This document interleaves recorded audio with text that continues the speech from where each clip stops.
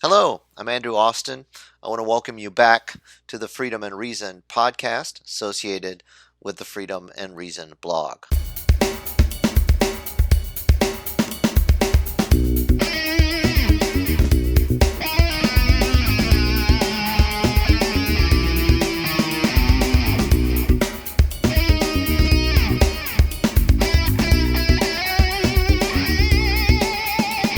The title of this episode is Race-Based Discrimination as a Model for Social Justice. Government is obliged to make law, policy, and judgments without regard to race unless the purpose is remedying a situation of race-based discrimination. A race is regarded as a suspect classification, that is, a class more likely subject to discrimination, and thus considerable only under very narrow circumstances, or what we call strict scrutiny. Standing law regards race as comprised of inherent, significant, and recognized phenotypic features such as skin color, eye shape, and hair texture. Legal principle allows courts to consider redress for those racial classes disadvantaged historically or marginalized in the political process. This is obviously a complicated affair. To count as discrimination, an action must lack a rational basis and violate the principle of equal protection, meaning that a government or analogous body may not deny persons equal treatment under the law.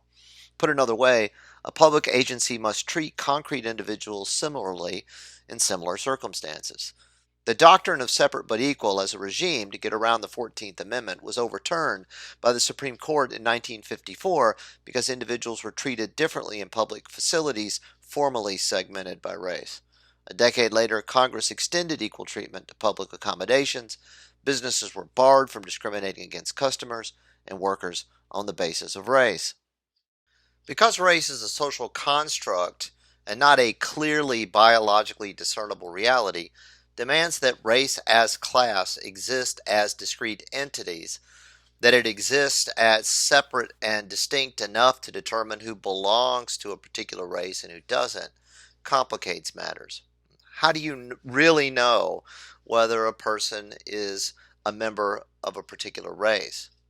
Well, one way to deal with this is to demand equal treatment without determining whether the offended party is actually a member of a racial minority. Everybody's treated as individuals.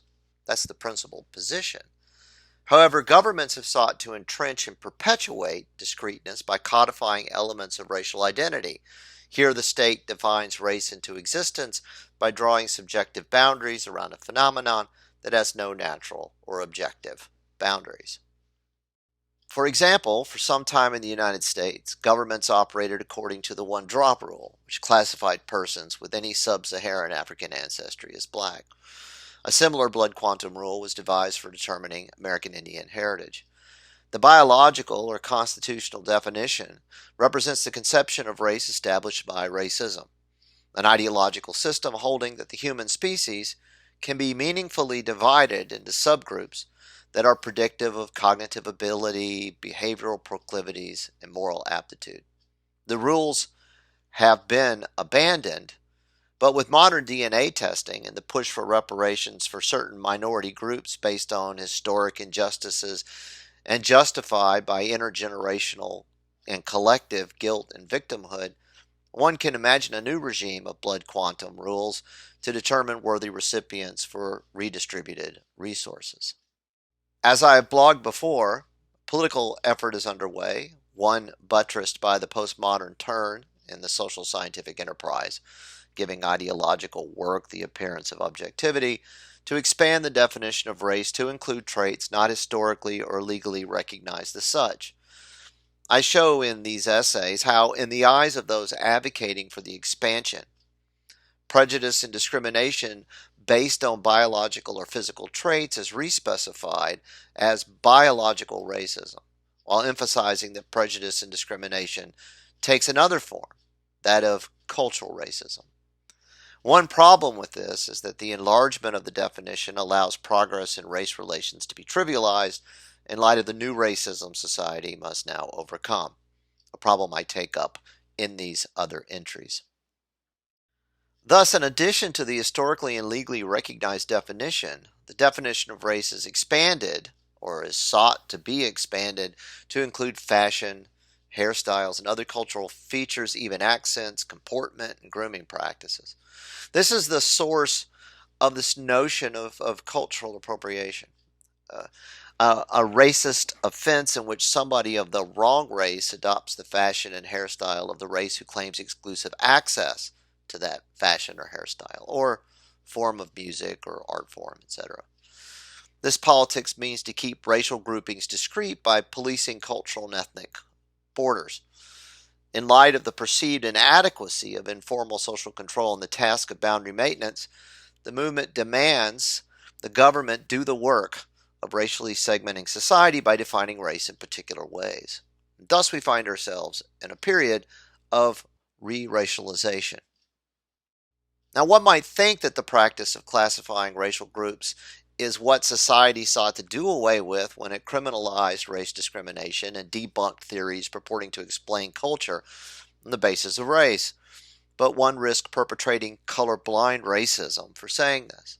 To be sure, during the Civil Rights Movement, racialization was a negative thing to overcome. Martin Luther King Jr. dreamed of a day when people would be judged by the content of their character and not the color of their skin. Nowadays, a person may be presumed a conservative for embracing the colorblind ideal, even for quoting Martin Luther King. For post-civil rights progressives, racialization of populations is a positive thing. It's a necessary step in achieving social justice. Embrace difference and back it with the force of law. Let's be frank about this. With the reification of the social construct of race that comes with officially defining its attributes, then seeking to redistribute things on that basis, by privileging concrete persons on the basis of group identity, individual rights gives way to group rights. Put another way, claims of reparative justice require careful delineation of who can claim group membership and what freedoms and resources one can therefore express, possess, or access on this basis. This requires racializing the population in new and comprehensive ways. In a June 17, 2011 Guardian article, Schools' Refusal to Let Boy Wear Cornrow Braids is Ruled Racial Discrimination, we learned that the High Court of London ruled that school authorities must consider allowing boys to wear cornrows if it is, quote, a genuine family tradition based on cultural and social reasons, end quote. To be clear, the ruling did not allow boys to wear cornrows. It allowed only some boys to wear cornrows on the basis of cultural and social reasons. This means that those boys who wanted to wear cornrows for other reasons were not permitted to do so. The head teacher, Andrew Prindiville of St. Gregory's College, justified the school's hair policy, short back and sides, as necessary to suppress gang culture. Haircuts are used as badges of gang membership, he said. The judge, Mr. Justice Collins, said that cornrows were not necessarily gang associated. Other styles, such as the skinhead, might well have that connection, he said. Emphasizing that the school's hair policy was lawful. Why? The judge declared the exceptions had to be made on ethnic and cultural grounds. Why? The judge noted that exceptions were already made for Rastafarians and Sikh boys who wore their hair below the collar. Why do past errors validate present ones? And if you're interested in this practice of allowing Sikh boys religious accommodations, see my previous podcast. Why should it be any different for African Caribbean boys? Why should it be any different for any boys? Angela Jackman, that's the boys' solicitor, said, quote, it makes clear that non-religious, cultural, and family practices associated with a particular race fall within the protections of equalities legislation.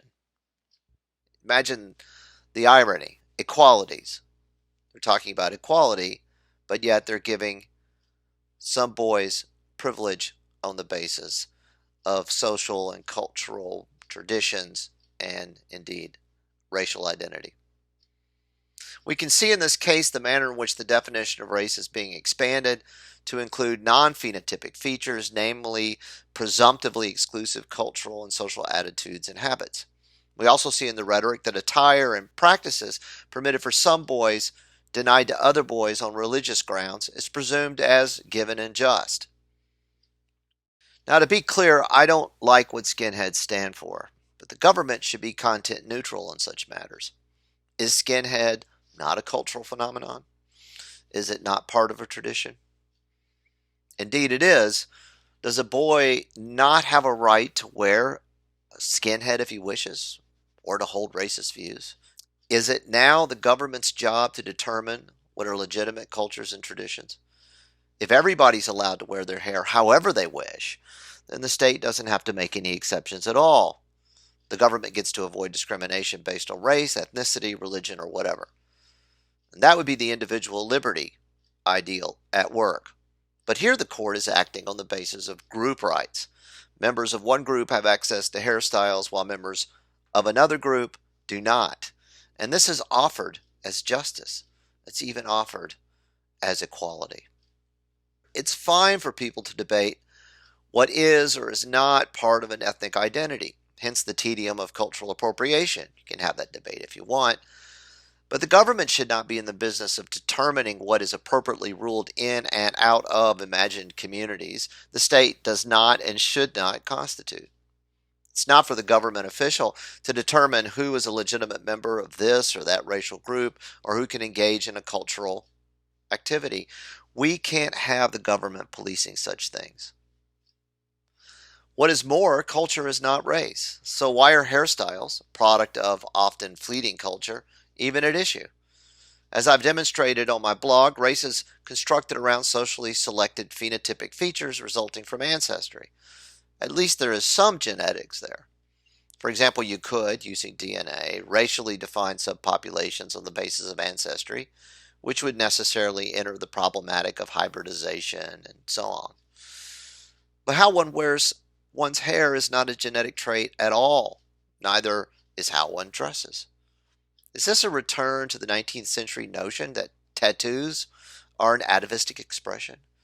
And what would it do to make a skinhead wear a different hairstyle or cover his tattoos?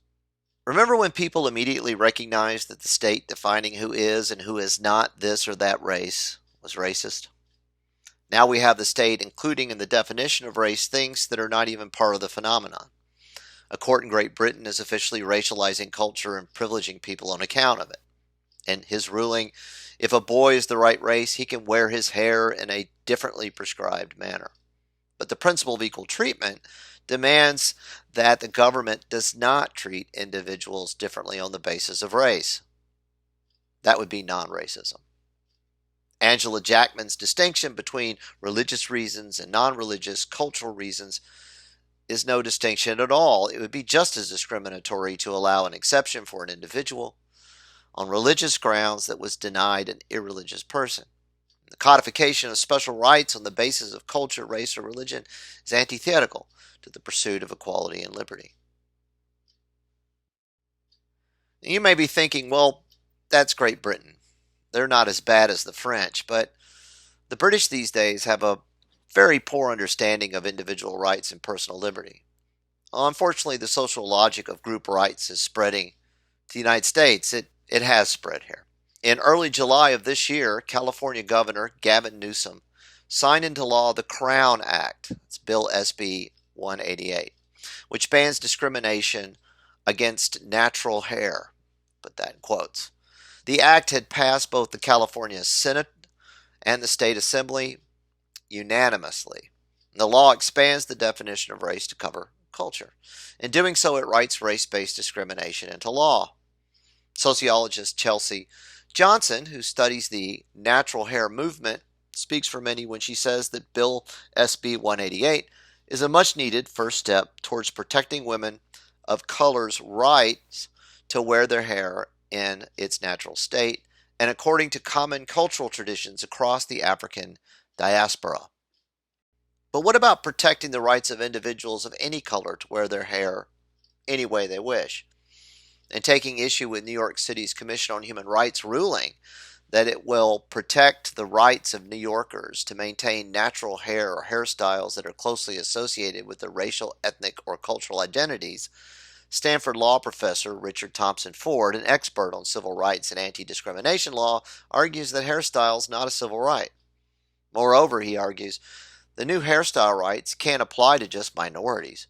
If black employees have the right to wear, say, multicolored braids or an untrimmed afro, then it follows that white employees have the right to wear unusual hairstyles associated with their race too, such as the messy shag cut, or a regrettable 1980s style mullet, or glam rock teased hair. And who's to say which hairstyles are associated with which races? He adds. Indeed, in an early essay, Ford argues that banning dreadlocks at work is not racially discriminatory, even if it should be illegal. Quote, we could clean this mess up by simply establishing a legal right to autonomy and personal appearance, he argues. I agree. Furthermore, in his 2006 Racial Culture, Ford argues that courts should give up on trying to figure out what counts as race. Now, I hasten to add that the natural state of hair of many white people falls within the domain claimed by some people of color. I had white friends in high school who wore afros. For them, the afro was the obvious choice. It's where their hair wanted to go, and it allowed them to express their freaky selves. But what if a white boy wants to wear dreadlocks? Egyptians, Germanic tribes, Poles, Vikings, Pacific Islanders, early Christians, as well as the Somali, the Gala, the Maasai, the Ashanti, and the Fulani tribes of Africa all have worn dreadlocks. As University of Richmond professor Bert Ash writes in his Twisted, My Dreadlock Chronicles, the better question is, who hasn't worn dreadlocks at one time or another? White women have kinky hair. So do white men. Will they be discriminated against if they wear dreadlocks or cornrows? There's a disturbing development in all of this. People don't actually own culture. One can appropriate any cultural element one chooses. Humans have been doing this for millennia. Yet, armed with identity politics, people are claiming exclusive use of cultural items.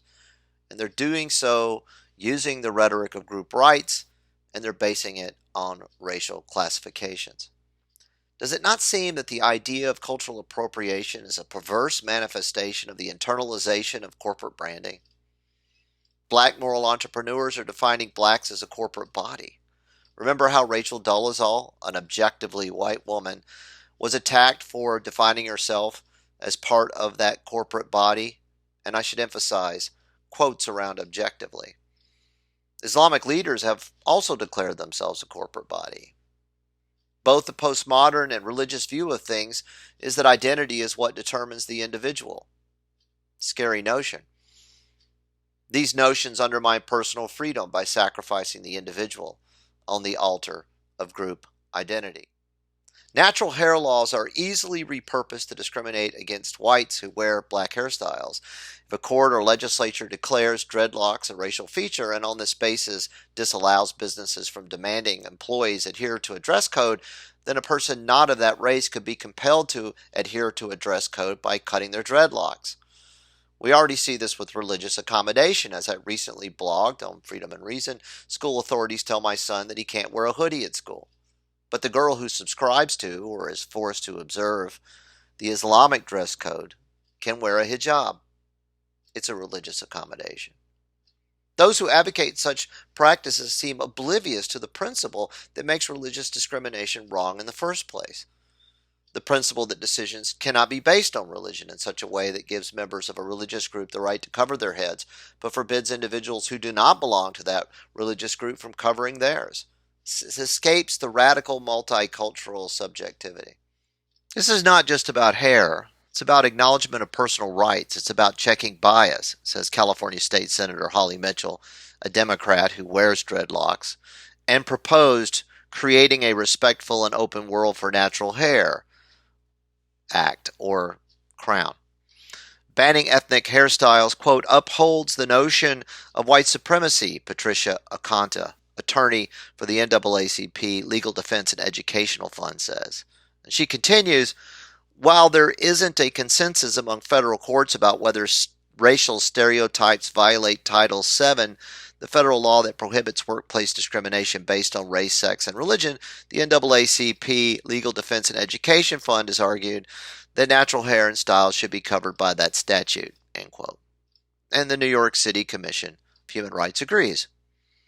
The NAACP Legal Defense and Educational Fund has taken on several cases in this regard. One filed on behalf of two Boston area sisters, Maya and Dina Cook, forbidden to wear their braid extensions to Mystic Valley Regional Charter School in 2017. And that policy has since been rescinded. These hairstyles are part of their authentic selves, is the argument. Moreover, society must reject Eurocentric beauty standards. And Alan Maloney won't be refereeing high school wrestling matches anytime soon because he asked a wrestler to cut his dreadlocks or be disqualified. Despite the fact that dreadlocks can cause eye and other injuries, his ruling was condemned as racially discriminatory and he was suspended. I had very long hair for much of my life, and many of my family hated my long hair because poor people have long hair. White trash. I couldn't get a job for years because I had long hair and people thought I wasn't looking for work, but it was the hair. It's not for want of trying. I didn't want to give up my hair because businesses thought men should have short hair, and cops targeted me for my long hair. They presumed I was a drug user. I cut my hair finally in my early 20s so I could eat and pay rent. I'm not proud of it, but I gave in. Poverty will do that to a person. I realized that my hair wasn't as important as eating. I didn't have a natural hair movement to change rules and perceptions for me. I had to wait for attitudes to change. And in time, they did, and I grew it long again. This was the most common conversation I had when meeting new people. So why do you grow your hair? Is it a political statement? No, I would answer, it's always felt like part of my identity. I did not act as if I were the victim of a microaggression. I tell people I first grew it when I was 12 years old. For some reason, nobody really finds this to be a compelling argument, but I'm not offended. And music shops, construction work, these gave me situations for time in my identity. When I talk about identity here, I'm not talking about group identity. I'm talking about my identity. I'm an individual. I'm a person.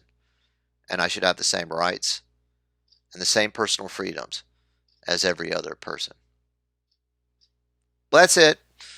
This is my second podcast. Thank you so much for tuning in. You can see the link to my blog, Freedom and Reason, below. I am not monetizing this stuff. I just want to share my ideas. But you can give back by visiting my blog, liking my blog post, and commenting so that we can have a dialogue.